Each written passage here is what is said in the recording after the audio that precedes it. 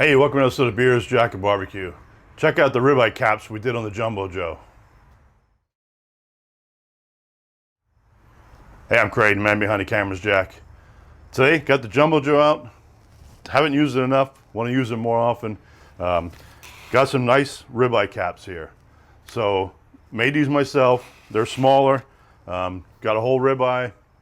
This is just choice because the cap has a lot of marbling in it. Got a whole ribeye. Use the main section of the queen, they call it, I guess, the main section of that.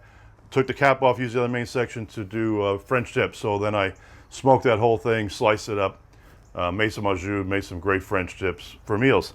But then with the cap there, and buying the whole thing, you're getting a better price.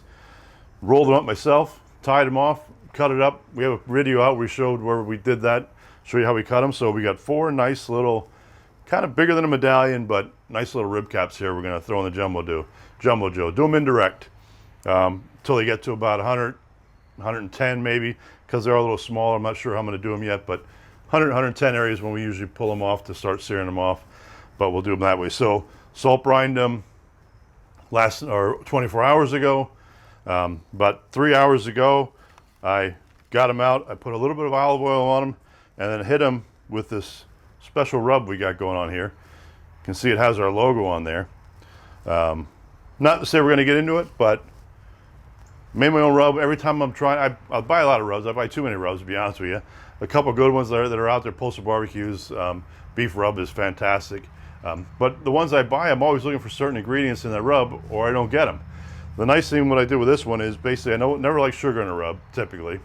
And because I salt brined them pretty decently last night, I don't want to add more salt to it with the rub. So this has no sugar, no salt. Just some of the flavors that I like on a steak. So first try. Don't know what it's going to taste like yet. We'll see what happens tonight.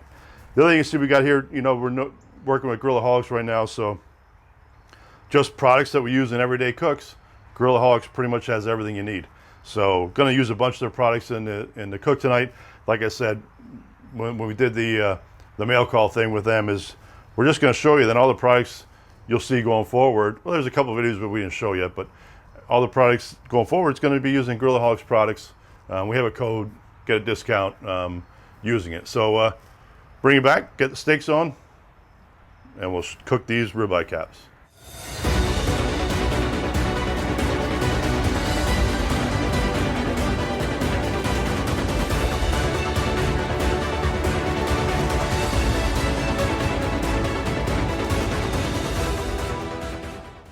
All right, so kind of one thing I don't often do is show how I clean. So this was over the hot side here.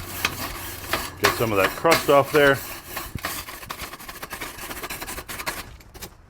And I got this one already probed. Like I said, we're going to do indirect for the first part. Just want to get for the heat out of the way. Get these 4 set on here. We're just going to let them warm up. Usually when it gets to about 80 is when we turn them. So you'll see us come in and do that. And we'll bring you back for that. So I did mention too, I know it's hard to see here, but I got the GrillaWorks thermometer. So this is when we did the mail call, I noticed that I didn't realize they had one. Went to the website, there it was, I just missed it. But nice little unit. Definitely a 1 probe, just nice little unit to use for cooks like this. So cover it up. When it gets to about 80, we'll let it go. We'll come back. All right, thermometer got us right at 78 degrees on that one, so it means we're warming up nicely. Just gonna get them flipped over, just to promote some even cooking here. Looking nice, almost look like little fillets right now, but to me, I'm actually not even a big fillet fan. I just like the flavor of a ribeye, so these are gonna be good.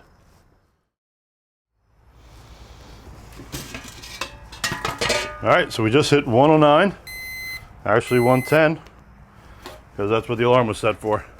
That was almost timed perfectly there. So I'm gonna pull them off. I'm gonna open up the bottom end all the way. Gonna leave the lid off, get ready for searing. Bring it back when the coals are nice and hot.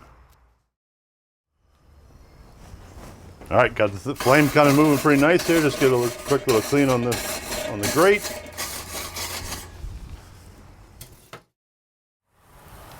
Get that searing. So we'll just go a minute aside.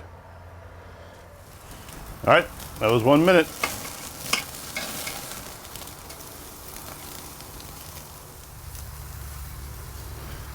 Another minute.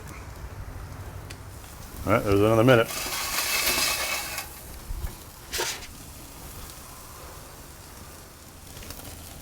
All right, let's get this spun for the last one.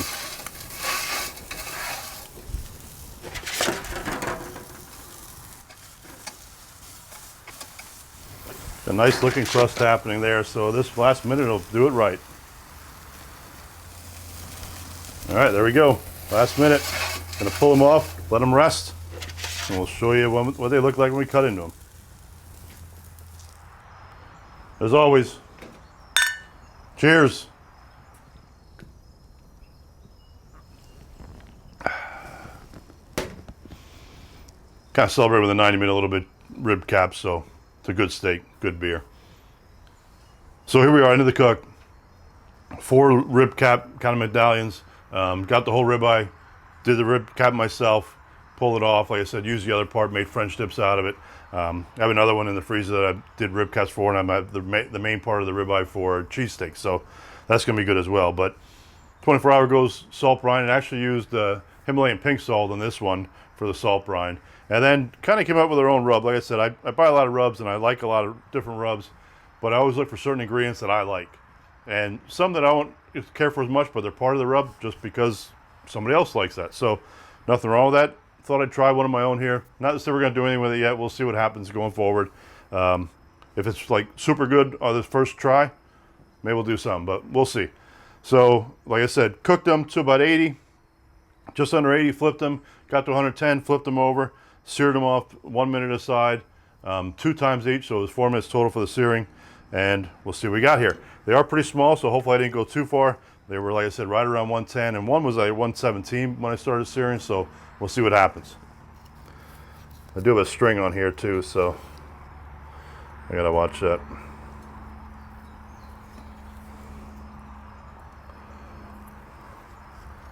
Oh, that looks like nailed it.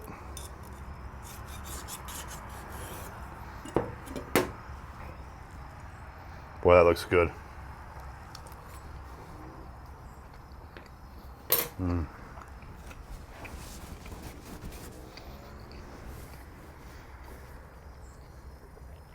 Wow, that was excellent flavor.